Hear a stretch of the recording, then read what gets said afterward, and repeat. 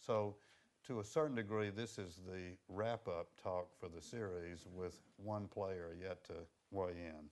But so for the course, just to remind you about what we were trying to do in the course, and I'm Rick Chappell. Most of you have known me from the earlier lectures here if you were here.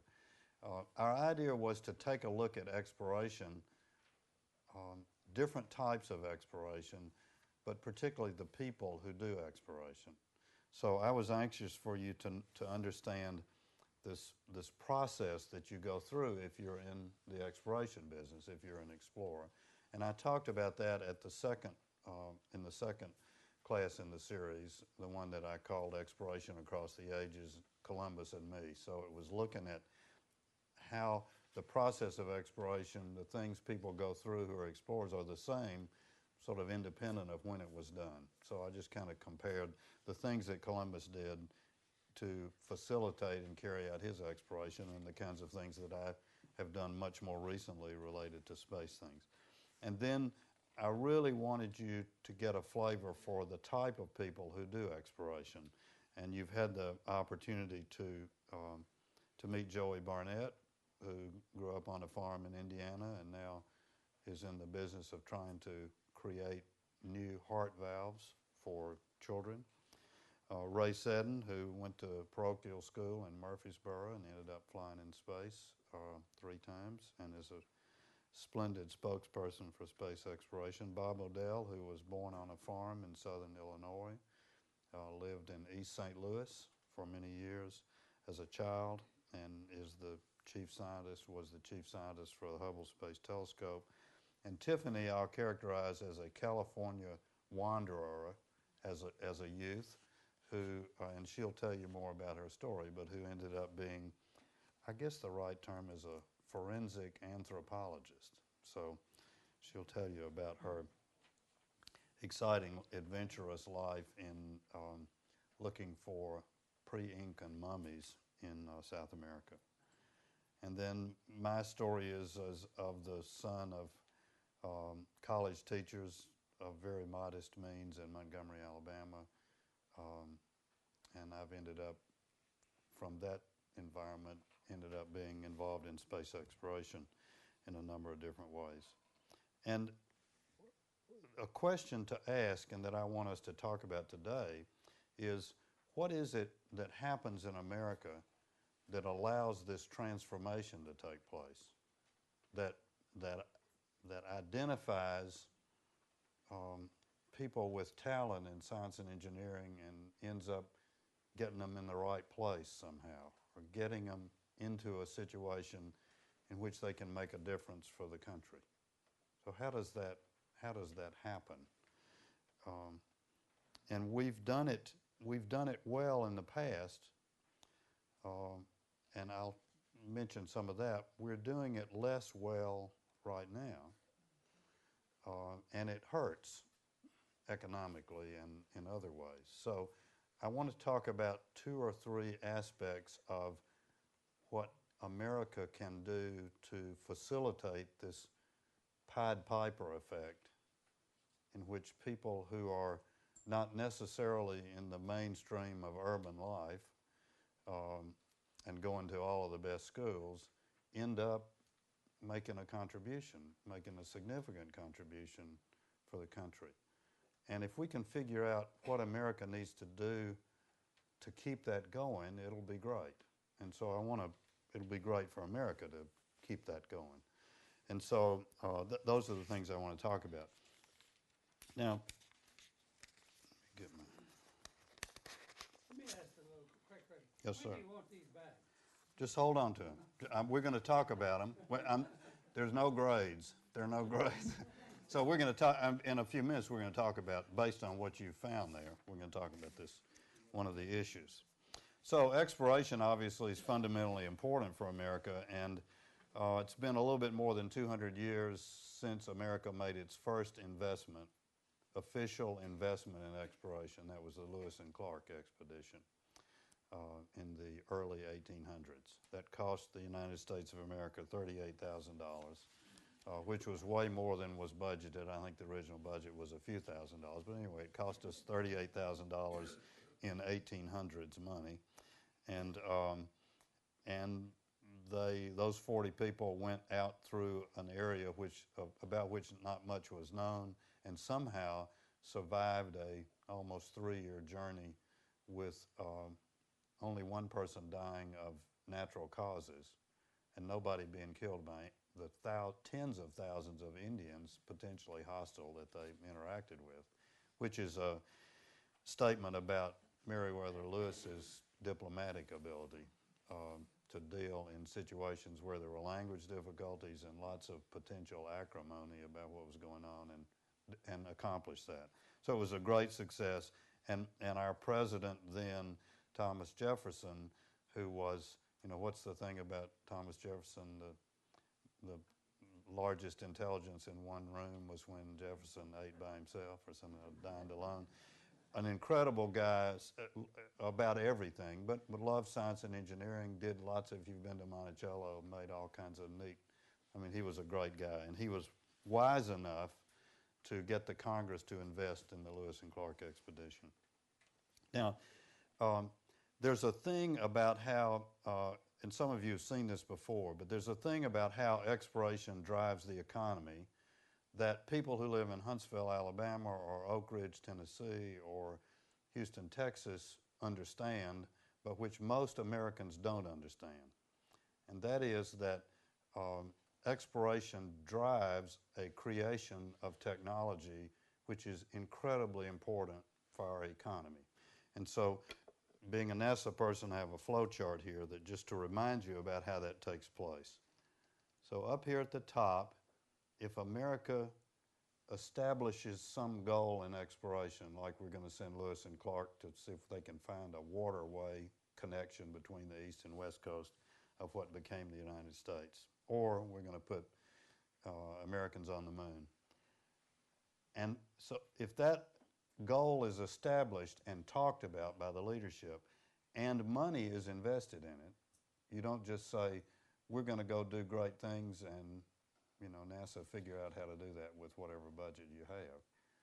If the money is invested, then this process kicks in which, and it's the Pied Piper effect that I mentioned a while ago, in which creative people are attracted to this opportunity to do something that nobody's ever done before, and they come and sign up for it.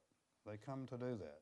Now in Apollo, that was 400,000 people decided they were going to figure out how to get Americans to the moon and back. 400,000 people came out of everywhere to do that. Very talented people. They had to figure out how to do it because, as John Kennedy said, in order to put humans on the moon, we're going to have to figure out how to make materials and computers and rocket engines and things that we hadn't even thought of yet. We're going to have to figure that out. And it's going to take the best and brightest people we have in science and engineering to do that. So if the support is there, if the challenge is there, then the people come and they start figuring this stuff out. The Saturn V, 365 feet high, 7.5 million pounds of thrust, puts 250,000 pounds of things in orbit, things and people in orbit. Nobody had a clue about how to do that. And it was from a clean sheet of paper. Now, we'd been building some rockets, but not like that.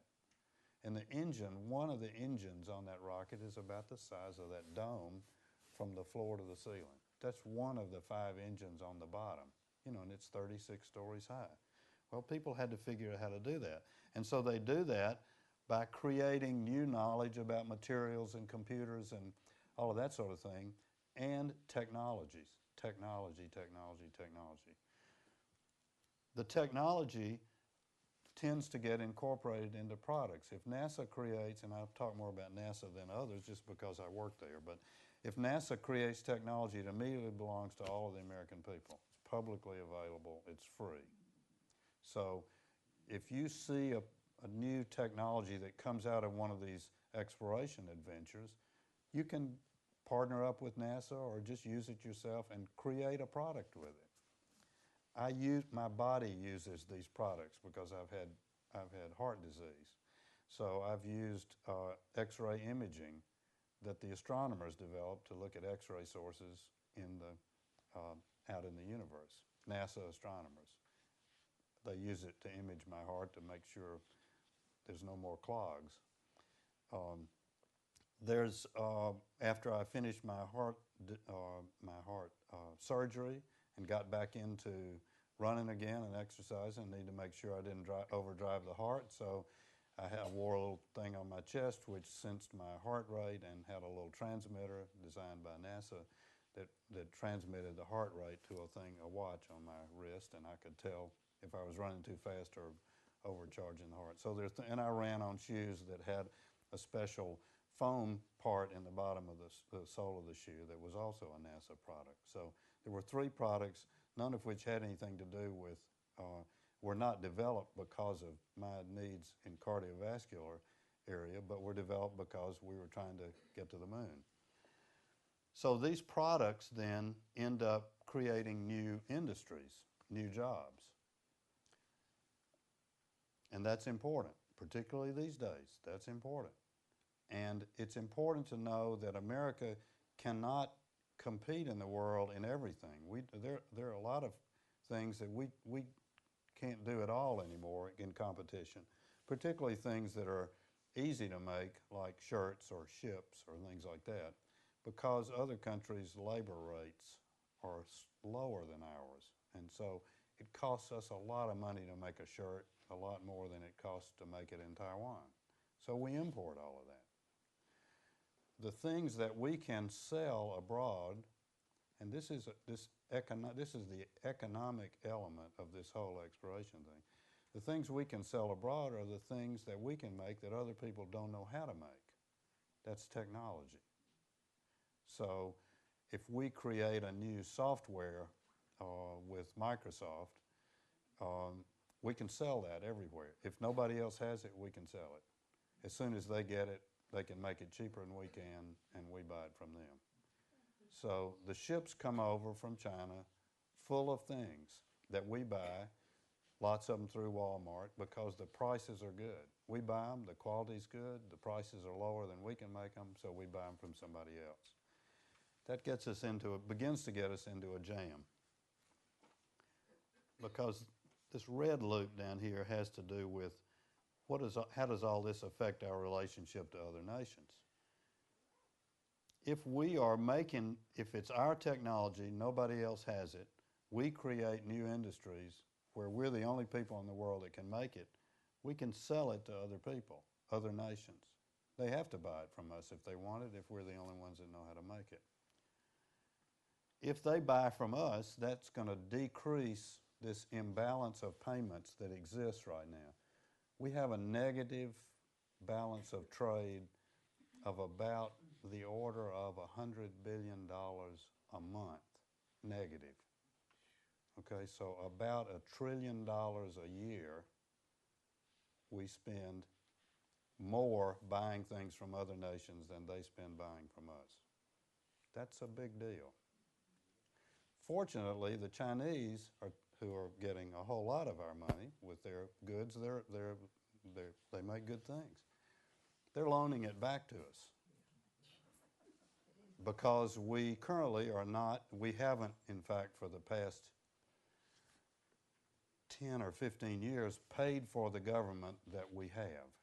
We've decided that we'd rather borrow money to support our own government than to pay taxes to support our own government. That's a little bit uncomfortable for me. So, and for you too, I'm sure, in various ways. China is one of the biggest markets for U.S. bonds. Right, that's right. Well, so the Chinese are kind enough to loan us a lot of that money back that we're spending with them. But we got to pay them interest for it. Okay, there's no free lunch on that. But if we because we're creating new technologies, if we create more jobs and products that we can sell abroad, then that will decrease this imbalance of payments. And the ideal thing would be that there is no imbalance, the ideal thing would be that other nations buy more from us than we buy from them. But we're a long way from that right now. But it would be great just to be back to even again. And of course, if these products are made in America, the jobs are here. So the money stays in America instead of going someplace else. And Americans have a higher standard of living. So that's the way this kind of thing is going. Okay, now in addition, the people who have these new technology jobs pay taxes on their salaries. And the companies themselves pay taxes. So there's more money coming back into the Treasury of the United States. That money could be used either to create more global challenges or national goals that we can follow in exploration, or it can be used to help pay back balance our budget, our annual budget, which is, out of balance. It's been out of balance on the average $300, $400, $500 billion a year. This year it's $1 trillion, something like that, negative. But it's been consistently negative in the hundreds of billions of dollars range, at least for the past decade. And that means that we are borrowing less money, so we don't have as big a debt to pay each day. Now, the debt we pay currently I think we owe about 10 or 11 trillion dollars to other countries right now. Doesn't make me feel good. We're paying about $300 to $400 billion a year interest only. Now, the NASA budget, total NASA budget, is less than $20 billion, okay?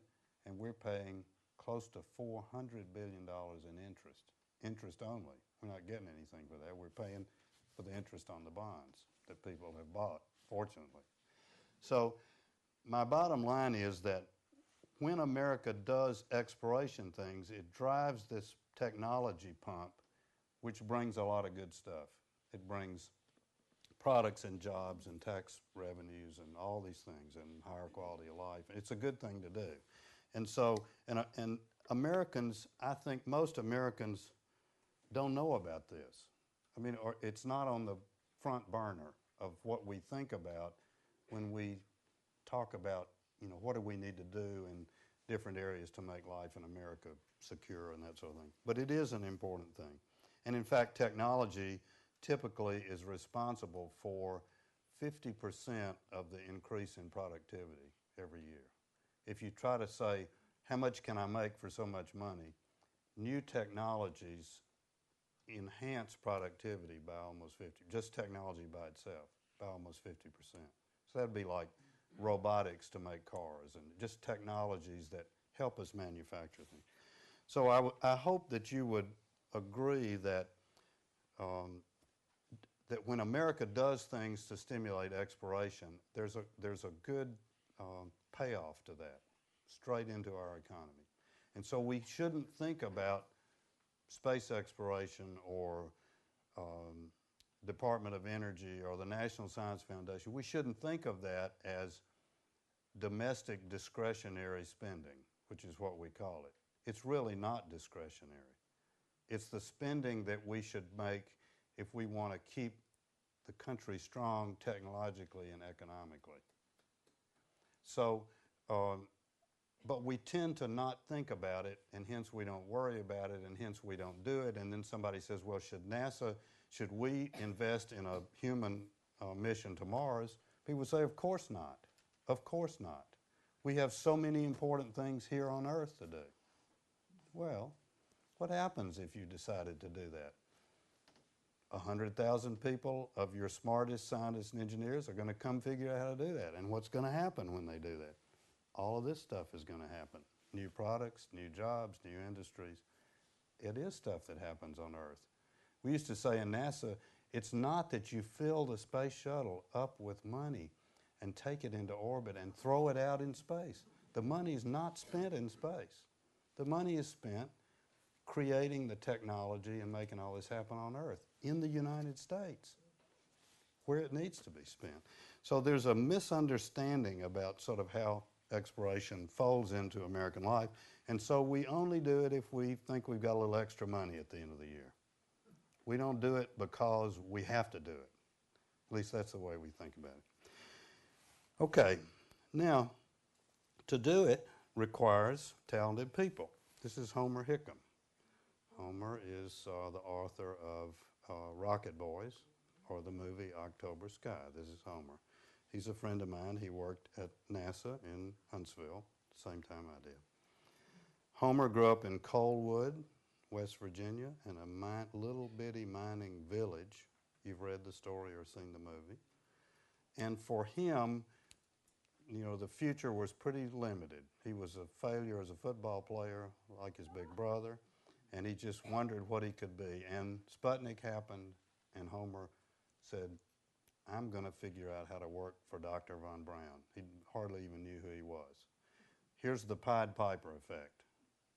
So Homer decides he wants to learn about math. They want to start making rockets, and they had to understand calculus, and they had to understand some physics, flow dynamics, to make these nozzles and do things to make his rockets work. But it was the Pied Piper thing, pulling Homer out of Coalwood, West Virginia. He ultimately became an engineer, worked for NASA, had a great career contributing to space exploration. But for Homer to do that, the Russians had to do Sputnik, and then America had to say, whoops, boy, we missed that. We better get on this. And there was a time, and Homer writes about it in his book, where the principal came on. You remember when you used to have homeroom, and the principal would come on and give, here's what's happening in the school today. The principal came on the squawk box in the homeroom and said, okay, everything just changed. We're getting ready to do science and math around here. Because America said, we got to do something. We need to get America back on the road again in terms of our ability to compete in science and math. And the kids heard it, the students heard it. And students like Homer said, now I've got something here's a place I can contribute. And it's a place that America wants me to contribute. I can be patriotic. I can do something that's very exciting, that's going to be significant for my country, and that makes me feel good about helping America, making a difference. My dad was more subtle in encouraging me to think about science. He was a history professor. My mother was an English professor, and he sort of said he was good at sort of low pressure psychology. He said, you know, Ricky, I was then, you know, Ricky, you might like science if you tried it. I'm not saying you ought to do that, but you might like that. That's the way he sort of got me thinking, because he saw, I mean, he was listening. America was saying, boy, we got to figure this out. I was 14 years old. He started saying, you know, you might take a look at that, which ended up being my whole life. So now, here's a key. I'm going to come back and talk about the grand challenge thing at the end. America needs to do grand challenges, not just space exploration, but a lot of them, and articulate it. Now, the difficulty is that the kids have to hear about this, and we have to hear about this. I mean, as voters, we have to decide that even in the situation we are right now, economically, where we've got a lot of focus on trying to do the right thing and get through the recession and out the other side, even in that situation, we need to be pumping technology. It's what we can sell. It's our place in the sun in terms of global competition. So we need to tell that, you need to hear that story, America needs to hear that story, and particularly the kids do. So how do we do in that?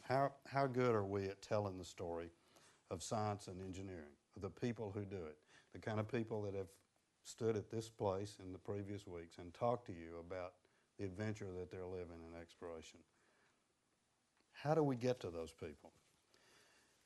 There was a man, Richard Klausner, who was the director of the National Cancer Institute for years, very articulate guy. And there's an award that's given in cancer research every year called the Lasker Award. It's given by the National Cancer Institute. These are the people who are making a huge difference in trying to understand cancer and how to cure cancer. Klausner gave a speech at that, and it's one of the best talks I've ever read or speeches I've ever heard related to why it is that America needs to tell the story of science and engineering. There's the reason, obviously, that if our kids hear it, they might become scientists and engineers. I mean, at least they think that was something they might want to consider. But he looked at it from a broader perspective. He said that a culture defines itself by the stories that it tells about itself.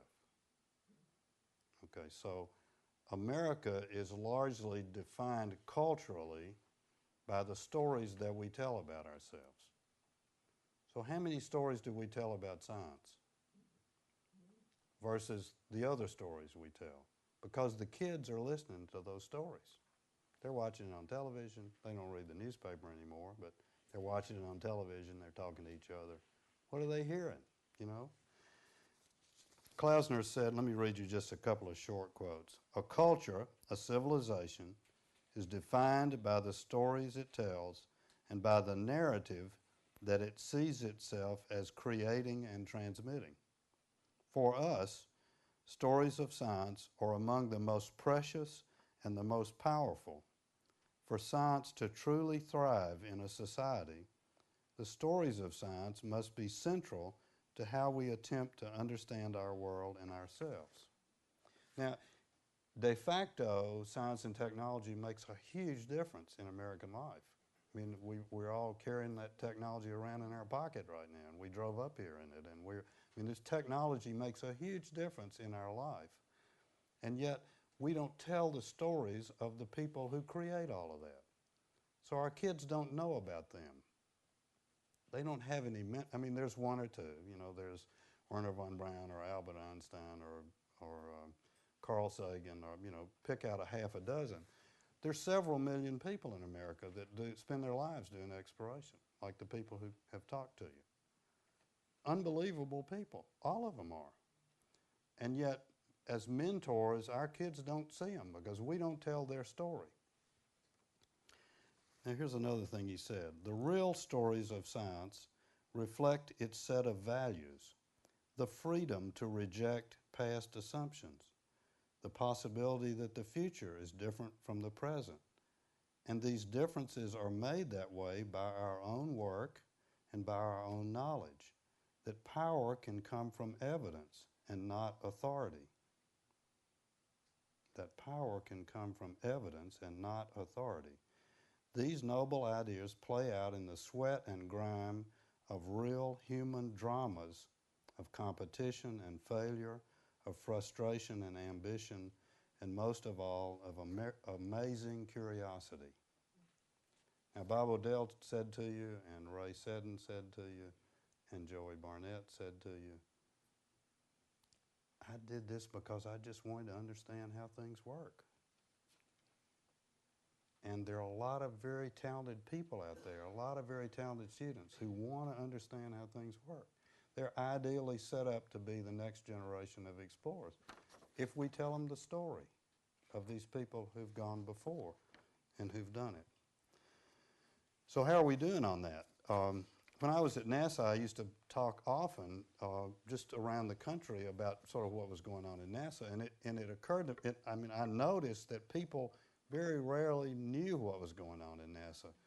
And NASA is one of the best organizations at getting its information, making its information available. And yet very few people knew what was really happening in NASA. And so I thought, well, we get all of our information through the media, so there must be some difficulty in connecting science and technology through the media. It turned out at that time, when this was like 1996, Taylor Wang, who teaches in the engineering school, was giving a course in space exploration, and he would ask me each year to come and give one lecture about the kinds of things I was involved in Huntsville. And so the day I came was the day after the Mars Explorer spacecraft, which NASA had spent almost $2 billion building. It had gone to Mars, and when it got to Mars, it just disappeared. It just stopped talking to us, and nobody knows what happened. And so the media was something they're really good at, all over NASA. Idiots. Anybody can build a spacecraft and send it to Mars. How come you guys can't get it right? That sort of ambiance in their remarks. Well, that's not going to encourage kids to want to be explorers if they're going to be subjected to, a Sunday morning hindsight on how you could have done it differently. So Taylor and I, after I gave the talk in the class, we went by to visit Chancellor Wyatt, whom I had known just through alumni kinds of things. And we were all sitting around in his office bemoaning the fact that the media was beating NASA up again, even though NASA has a pretty wonderful record of success. Every once in a while, when you're doing things nobody's ever done before, something doesn't work right. And Chancellor Wyeth said, Vanderbilt needs to do something about this. And he asked me if I would be willing to come and do a year of study at the First Amendment Center with John Siegenthaler, looking at the challenges of communicating science through the media to the public. And he was a very persuasive guy. And I believed that that was needed, because my experience was saying Americans don't know what's going on in science and technology. So I agreed to do that, and I came, and Jim Hartz is a man who was one of the co-anchors of the Today Show back in the 70s with Barbara Walters. He has a background in science and has been a journalist all his life, and so the two of us worked and did this study to try to understand how do we communicate science more effectively through the media, what's really happening there. And the bottom lines of that were certainly that scientists and engineers have to tell their story, and not all of them do. Well, many of them do, and you've heard several of them. Many of them do, but more of them need to. And then there need to be journalists who understand something about science and technology so they can write about these people. And then there need to be gatekeepers who decide what's really important in news. Now let's look at that piece of paper that you filled out and see how the gatekeepers are doing.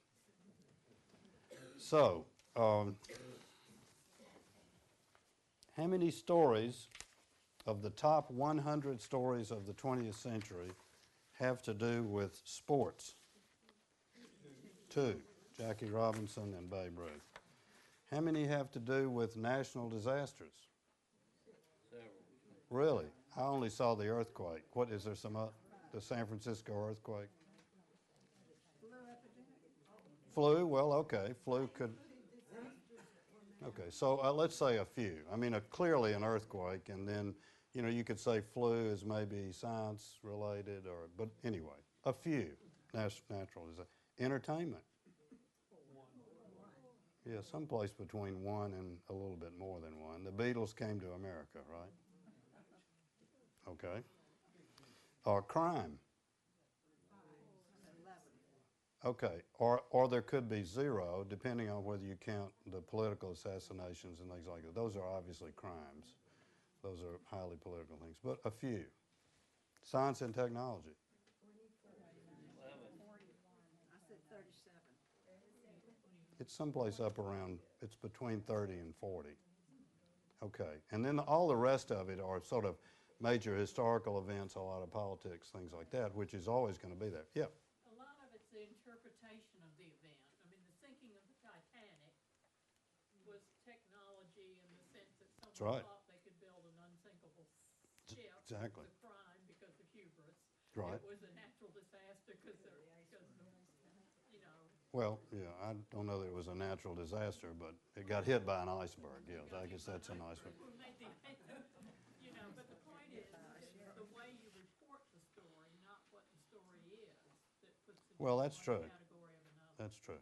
But I guess I would submit to you that science and technology look pretty strong on that list.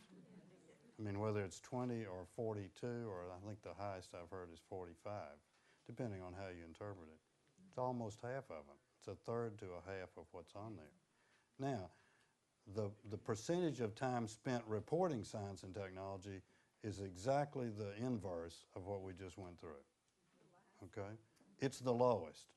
It's less than 2%, and it went down by a third over the past few years. It's upside down. A few percent of the time is thought by the gatekeepers and the media system. A few percent is all that's really available to talk about science and technology, because, I mean, and I wrote this in my notes from when I gave this talk many years ago. I wrote the Michael Jackson effect. Well, I mean, back then that was that Michael was holding his kid over the balcony in some European hotel, and that needed to be, everybody needed to understand that pretty thoroughly. And now it's, I mean, and I'm sorry Michael died, but it's, I mean, you know what happened there. That was about all you could see for a long time. And he was a very special person and an important influence in American life, and for better or for worse, but an important influence. But that uses the time. It takes up the space in the newspaper. It takes up the time on the radio and on television, and there's not time left to talk about exploration. And those are the mentors that we're presenting to our children. And then we can't understand why our children don't want to be scientists and engineers and explorers. They don't know anything about it. I mean, they know that the cell phone they've got is pretty incredible and that they bought it at a store someplace, but they don't know anything about the people who made it, how they made it, what they had to do to figure all this stuff out.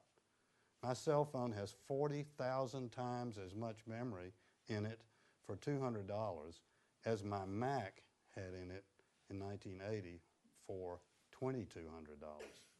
40,000 times as much memory in my pocket right now.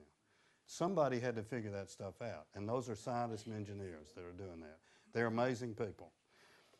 The kids don't know about it, so they do something else. Now, we tried to make a difference. We did this book called Worlds Apart, where we looked at, Jim Hartz and I did, where we looked at this challenge of communicating science and exploration and engineering technology.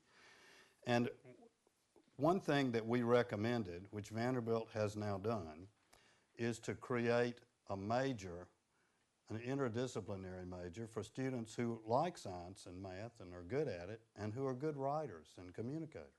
They can do both. And so it's called the Communication Science and Technology. It's now a major at Vanderbilt. It's an interdisciplinary major. You can major in arts and science or in engineering.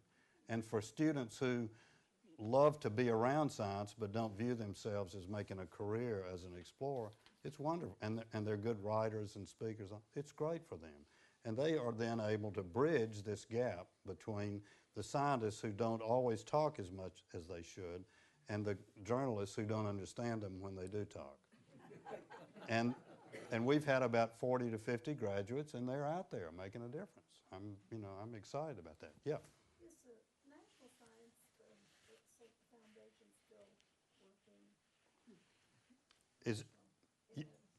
Does it exist? And its budget was its budget for next year was enhanced this year. So I mean that was a good thing. Now the National Science Foundation does two things. They do science research, and they also do science education. Or they do things which try to get to the kids and say, consider being a scientist or an explorer. So they've got two parts of what they do, and their budget went up this year. I'm happy about that. I used to teach in high school. It seemed to me that science was everybody's favorite subject. Carl Sagan would say that kids naturally are scientists when they're young, and that somehow in the process it gets beat out of them. I don't know quite what happens, but they go do other things. But earlier on, it was clear to us it was a good thing to do. So for people who liked it, they stayed with it, and they ended up having a very special life. Okay, so we got to fix that. One way to fix it is to bridge people like these students who are majoring in communication science and technology at Vanderbilt. But it needs to be a lot bigger than that. And there needs to be really almost a sea change within the media, that reporting science and engineering in America, exploration, is really important to do. And the trend's still going in the wrong direction right now. Do you remember Walter Cronkite reporting landing on the moon and crying on television with the thrill of accomplishment? We don't get that anymore. We get somebody, if there's a problem, berating the system, why can't we do this, how come they screwed that up? We get that side of it. And Walter Cronkite never did that. If you remember him as the sort of the grandfatherly type, he was always a team America. That's the way he talked about it. We're all in this together. It's very difficult. There are going to be problems. We're going to get past those problems. We're going to make this happen.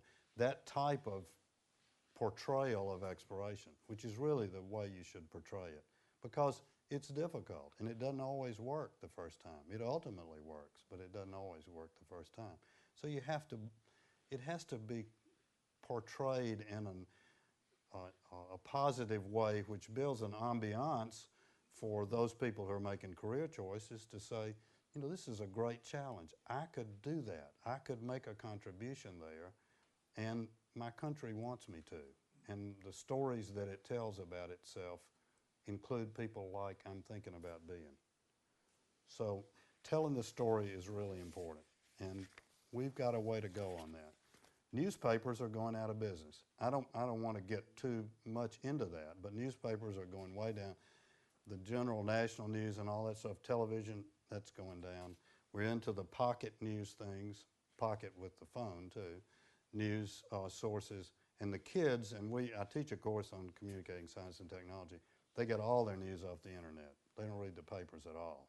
I get them to read the New York Times once a week because it has a good science section in it. It's one of the few, less than a dozen papers in the United States that have a science section anymore. Excuse me, does Vanderbilt have a Society of Sigma Xi? Yeah, yeah. Well, you're just repeating part of what they have, Mm-hmm. what they offer. Mm-hmm. That's right. And It's an important area, it's and an they're important thing. absolutely, absolutely. In my class of freshmen, I ask them every year. It's a class about exploration. I ask them, "What do you hear America saying to you about exploration?" What do you think they say? Nothing. Many of them look at me like I'm sort of crazy for even asking the question. You know, what stories are we telling? What are we saying? Nothing. Now that's a problem of what we think America as a whole think is important, and it's also a problem of getting the information through the system from the leadership to the people who are going to be making their career choices. It's both of those things. But the net result is they don't hear anything, and they need to. Okay, there's some bright spots, a few. In television, years ago when we were creating this major at Vanderbilt, Leon Lederman, who won the Nobel Prize in nuclear physics, the Higgs boson, which they're looking for right now in these big accelerators, is Leon Lederman's idea, his theoretical prediction and idea. And he spent the last 20, 30 years of his life trying to enhance science education and science communication. And so in about the 90s, when we were starting to create this major, Leon was on our advisory committee. He would come every 3 or 4 months and we'd talk about how we're doing. And his idea then was to create a television show which was set in a scientific ambiance and was a good enough show that the kids would watch it and they'd want to be scientists. So he had 2 working titles back then, and these were takeoffs on shows that were popular at this time. One of his working titles for this new sitcom, sort of a sitcom, LA Science instead of LA Law. And the other one was NY PhD. That was the other one. So these were shows that were going to be, they were going to be fun to watch. They were going to be fictional, but they were going to involve people who were scientists and engineers, doing things, doing what they do. Okay, we have a show like that now. We have several. We didn't have any then. All of the CSIs, that's what they are. Now they've folded in cops and robbers with it, but it's forensic science, and it's pretty graphically specific forensic scientists. Now there are kids coming into college, they want to be forensic scientists. They want to be like what they see. They want to be like the model mentor that they have watched on television. Numbers is another program. It's just mathematics. It's all about mathematics with cops and robbers. The Discovery Channel has wonderful things on it. Animal Planet, there are opportunities to really go. I saw a show the other called Wild Pacific. I just happened to turn it on the Animal Planet. Unbelievable show about oceans and ecologies, and just you can see there's some things there that were never there in the past. And then there are movies, Apollo 13, which was just a portrayal of what happened. It's not fiction, it was fact. Beautiful Mind is another one. Ron Howard has made several movies that sort of show you people who are in science and math and engineering. Okay, so we're making some progress, but we've got a way to go. And the media, a whole lot of the media is in transformation.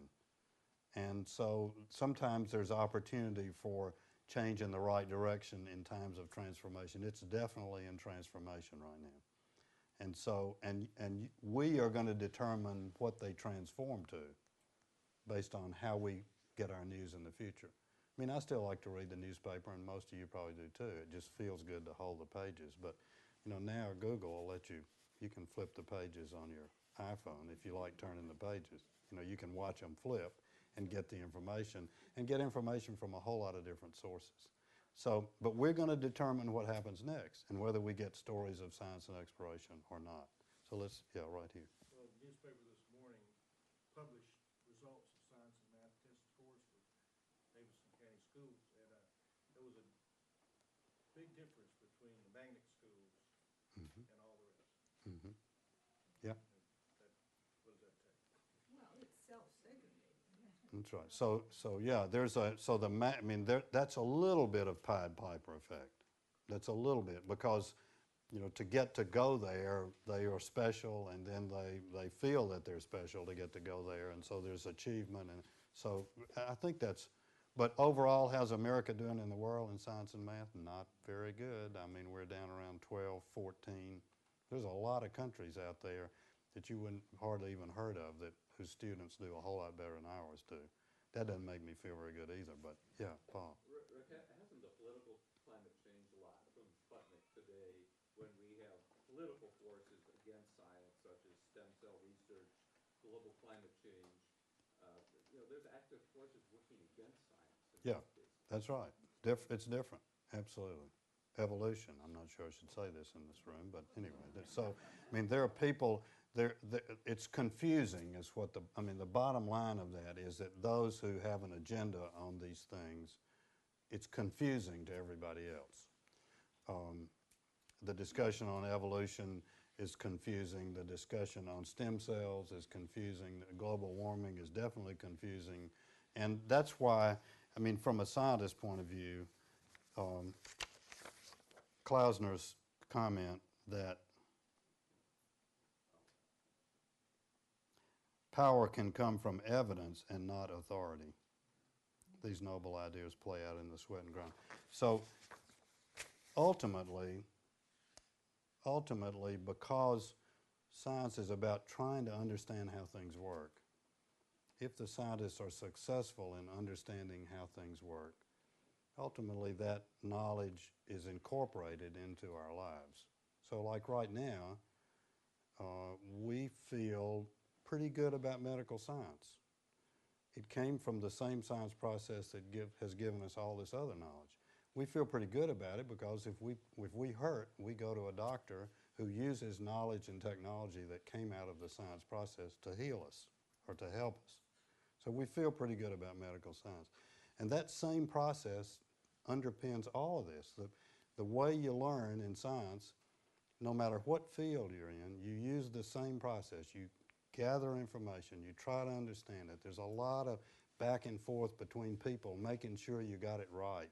And you publish it, and it's very carefully reviewed before it's ever published. And all these things happen to try to make science and exploration give you the best information that it can. And then you can use that in your life, or you can choose not to. But these things, those people who get into science with agendas, makes it mostly confusing for everybody. The bottom line is it's just sort of confusing. The whole global climate change thing, which the science community has been solidly, nowhere near split, not 10 to 1 in favor of global climate change is the thing. Now, the way it's reported and the way it was politicized, and I don't want to spend the rest of our time here talking about that. I'll be happy to talk to you later, but the way it's been presented, it comes across as confusing. Well, they don't really know yet. But that's the process by which what we understand about the climate is created is a very careful, science-based, check and balance type process. And I think ultimately, although we go through these in-between things, I think ultimately that what seems to be true in light of how we compare it with reality we end up believing that, and that's what we end up doing. Okay, so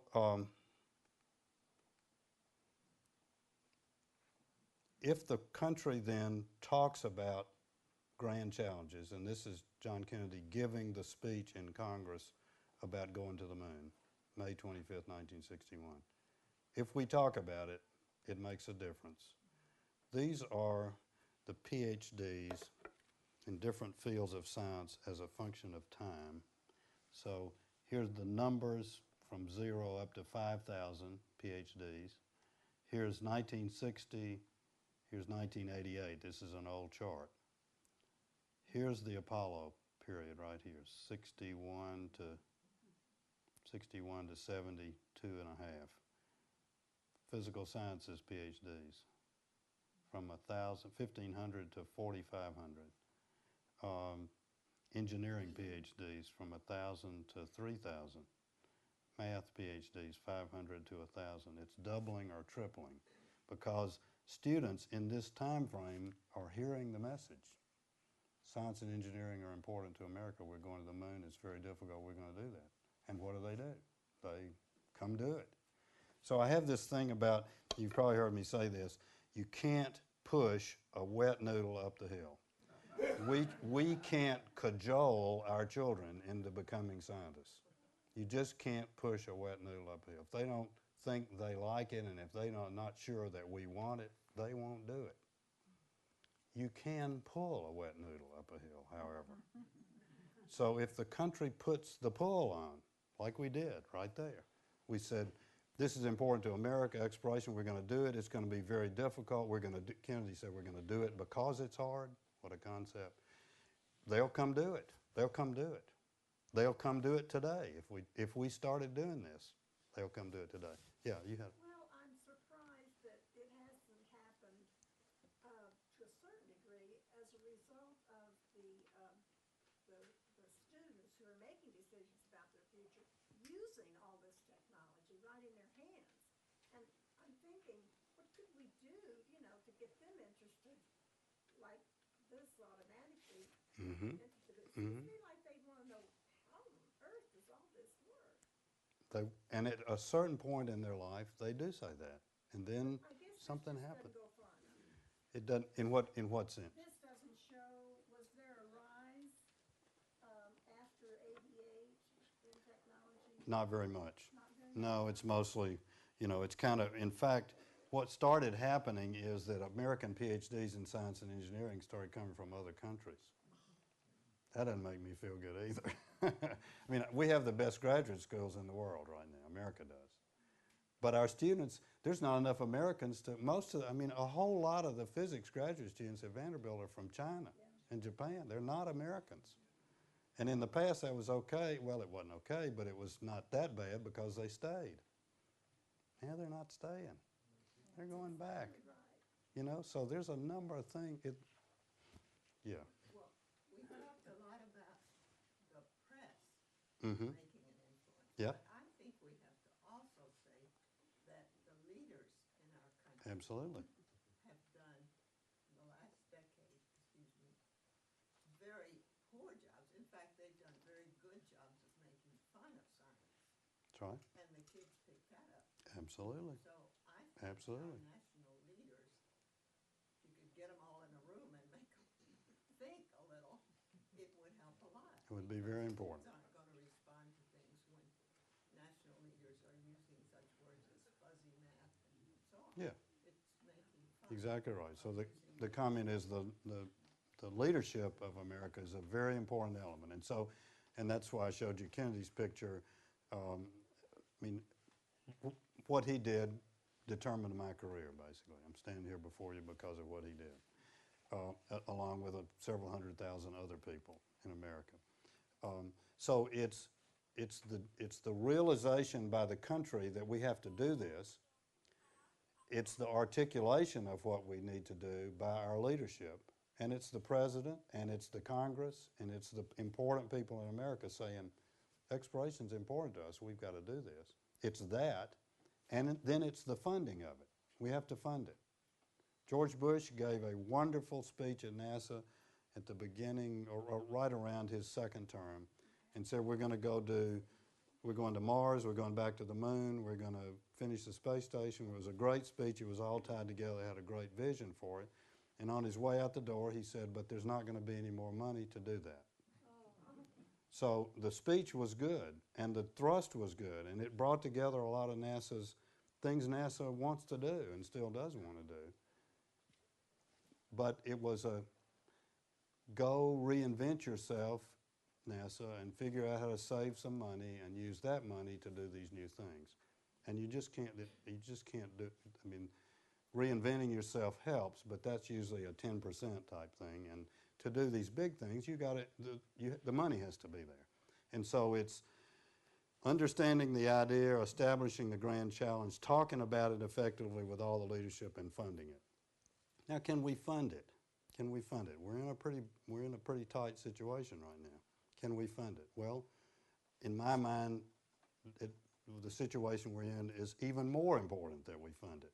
And the amount of money we spend on it is trivial compared to the amount of money we're spending to get through the situation we're in with respect to the recession. And we need to deal with the economy. There's no doubt about it. We need to do that. But the money we're spending there is 20 times the amount of money that we would have to spend to double what we do in exploration.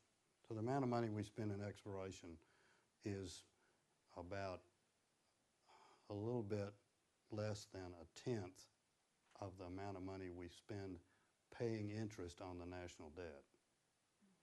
So it's not the level that it needs to be, and we could make a big difference in exploration without spending that much money compared to all the other things we spend. So we can do this. It's not an impossible thing. The money is not overwhelming to create this ambiance of challenge and opportunity. So, did you have a, yeah?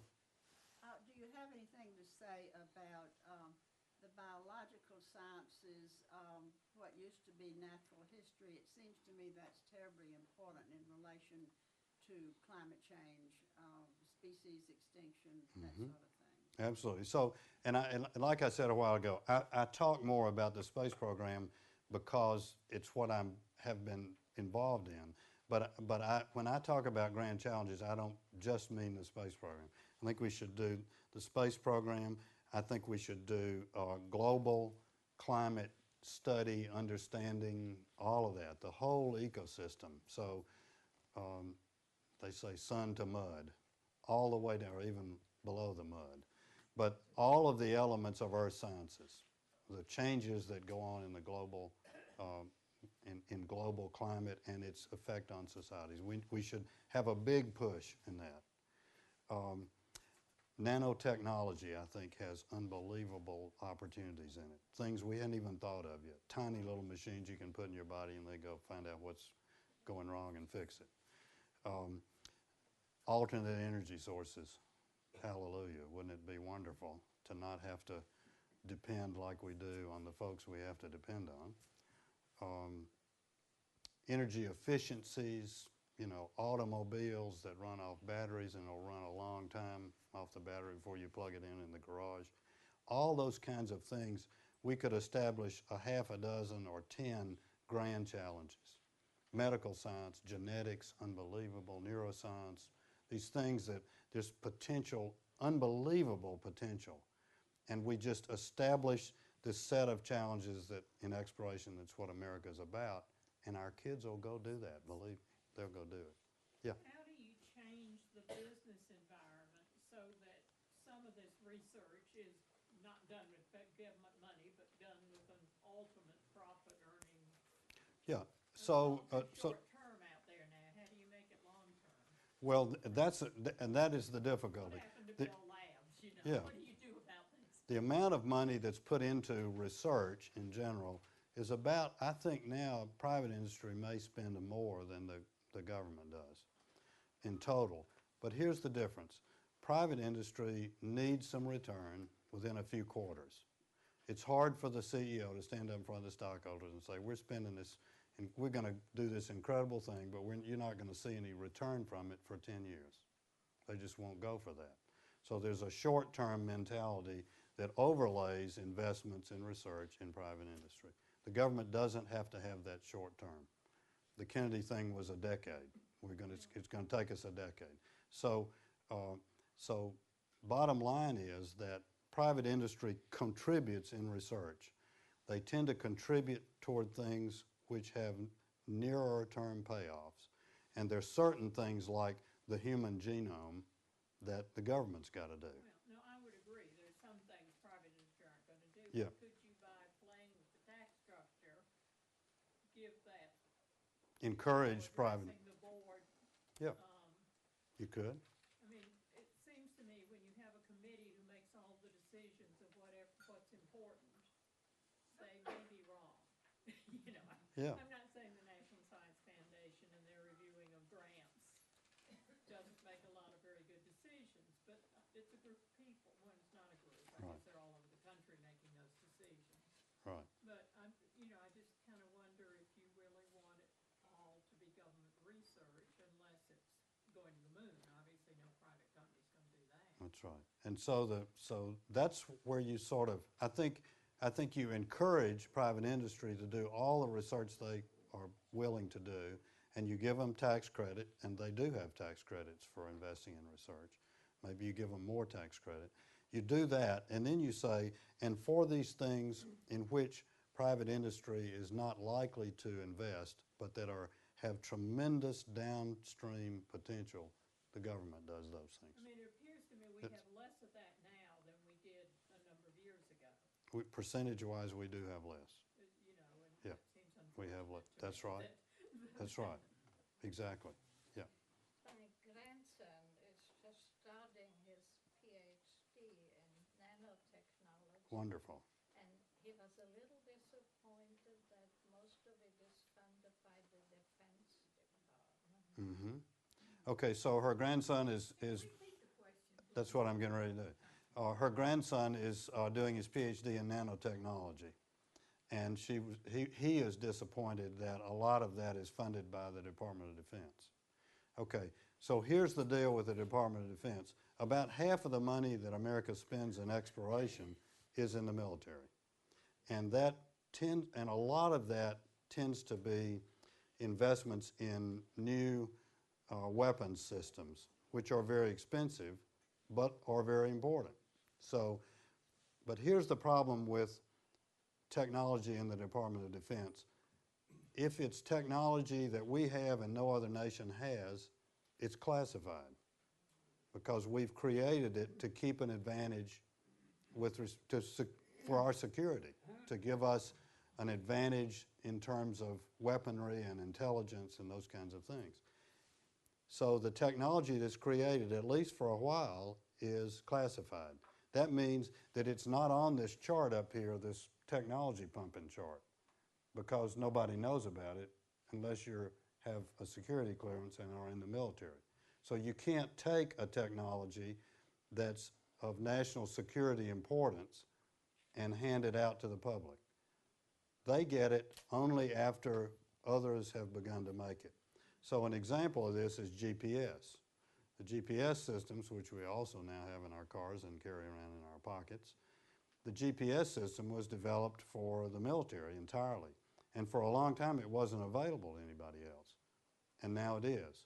So the technology, nanotechnologies that are developed for military applications will not get as quickly to the public sector, but they'll get there at some point. But they tend to get there once they're not critically, strategically defense important, Is that which not puts it. true of NASA programs? That's not true of NASA. NASA technology, like I said a while ago, is immediately available to anybody in America.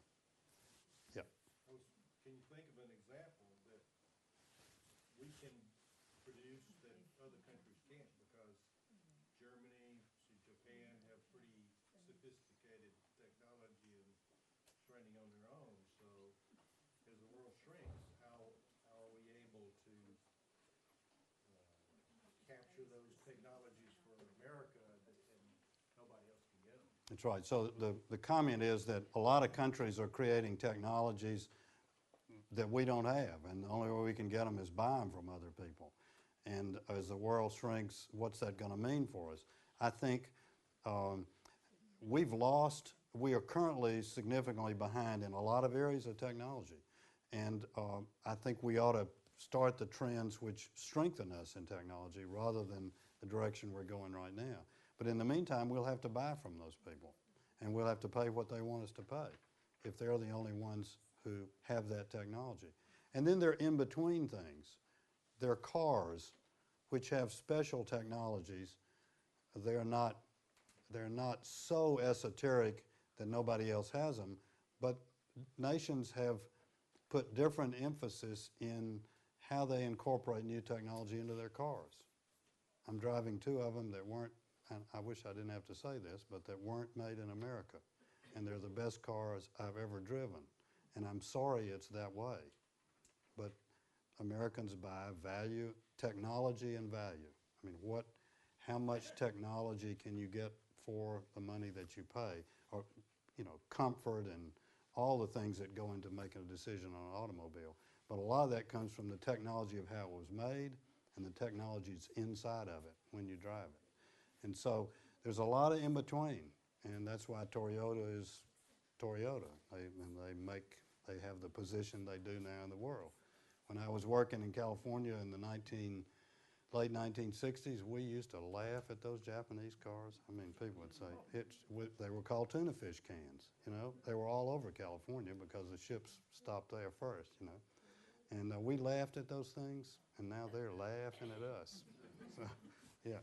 Every company that has something to sell has an advertising budget, Mm-hmm. and they get the word out that way. Mm-hmm. Is our science and technology community missing out somehow on that avenue of getting the word out? So the question is the science and technology community missing out on the opportunity to advertise what it does and get the word out? Unfortunately, advertising costs money. I mean, serious money. And if you're in a mode where you're a scientist or engineer and you're doing research, your whole grant to do your research for a couple of years might be less than it would cost you to run one good ad on television. And so, the government, if you're government funded, the government does not support spending its money that goes to NASA on advertising. So if the scientists and engineers wanted to advertise what they do, if they work for a company, they can. The company can make that decision to invest. But otherwise, they don't have the money to do it. In fact, NASA, which has like I said, probably better than most government organizations at telling you what it's doing, has an extremely limited budget to do that. And it can only do that. The Congress regulates for government agencies how much you spend on advertising. And for most government agencies, it's zero.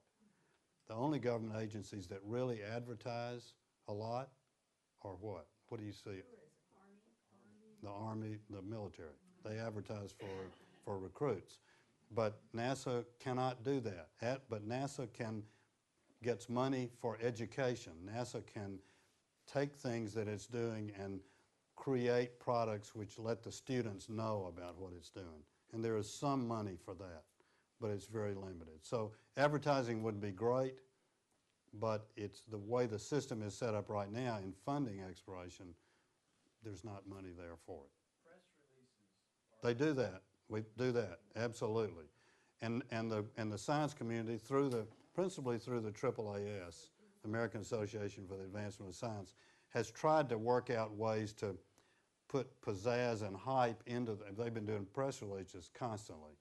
But do you know, I mean, the press release phenomenon on the journalist's desk every day, there's a lot of them.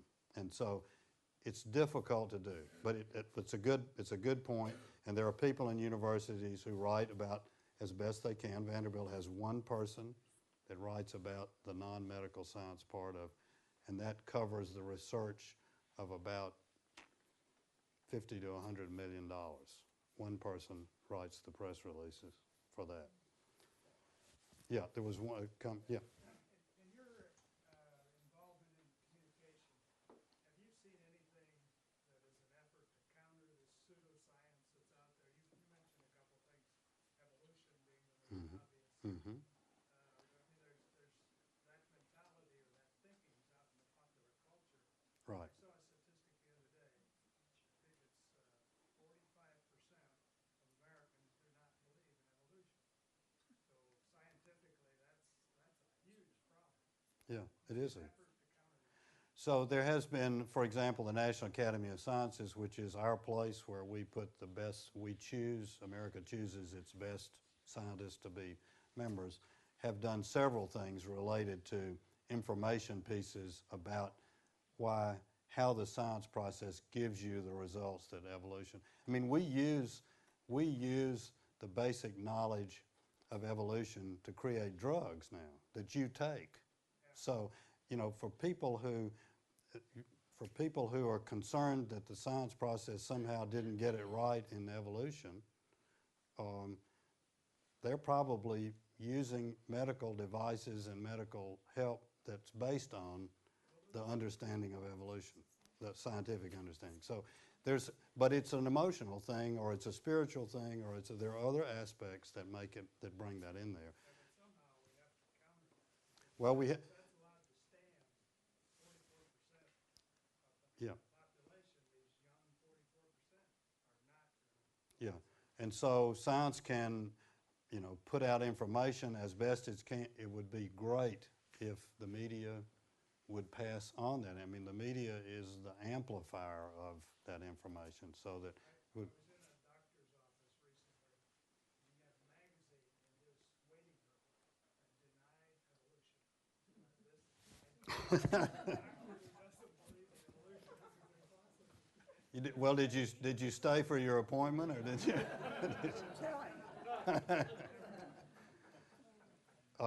Yeah. Do you know anything about the Union of Concerned Scientists? Mhm, And I guess it's a lobbying group, but it's also educational, I think. It is, yeah. It's the Union of Concerned Scientists, and I don't know the details, but it's made up of scientists who are anxious for scientific knowledge to be available and to influence, or available for people who are going to make decisions about their life. I belong to it, give them a little bit of money every month. And Good for I you. get emails from them all the time. Great. Educating me. Great. And I think they're usually right. They're very careful, and it's a very good source. By the attrition that's happening here, maybe I should stop. What I would leave you with is that that history tells us that great nations can do great things in exploration. But history also tells us that it's not an option.